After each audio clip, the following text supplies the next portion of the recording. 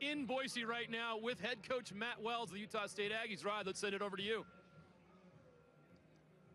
All right, Jeremiah. All right, Coach Wells, after last week on the final play against Colorado State, you thought you lost the game, and then the penalty gave you the win. Kind of like a reprieve a little bit, and you guys have new life to continue the magical season. How have your kids reacted from that gasp to now? Yeah, I think they've reacted, Rod, real good. It's been a good week of practice. They understand that sometimes you don't play your A game on the road in this league, and you got to come away with a win, and that's what we did. And there's no apologies for that. And I think our guys have. It's been a good week. These kids know what's at stake tonight. Yeah. How difficult was it to not have them get too amped up on Monday or Tuesday? Well, you know what? It's a veteran bunch, and so I think they understand it's one round at a time, and all this is round 8.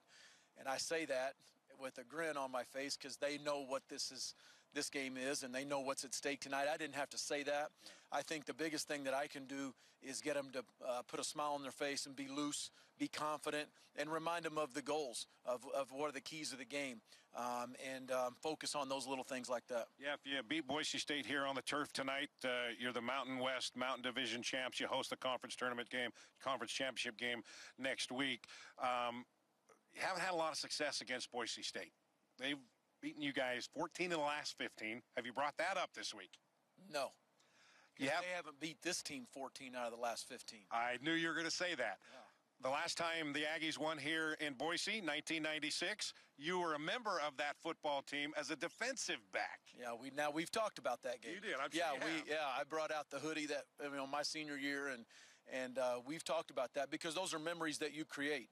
And I'll never forget walking off this turf in 1996, 22 years ago, and beating these guys, and that's something that'll stick with you for the rest of your life. And so I have shared those memories because that's easy for me as an alum, and we talk about the Aggie Brotherhood quite a bit.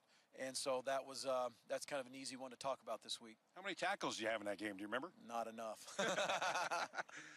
You have 2 hours before you kick off with the Broncos. What's the message that you're going to send to your team now in the next 2 hours? Just that I have confidence in them.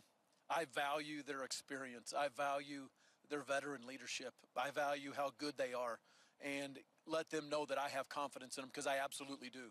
This is the best team I've ever brought into Boise. That's the first thing that I know. All that other stuff that you just talked about has nothing to do with tonight, has nothing to do with this team. So just get them to have a clear, concise, focus, steely-eyed, but yet put a smile on their face and enjoy the moment that they've created because they have created this moment. It's a big game because they've created the big game, and they've put themselves in this moment. Now they just have to trust their training, trust their fundamentals, go out and play their best.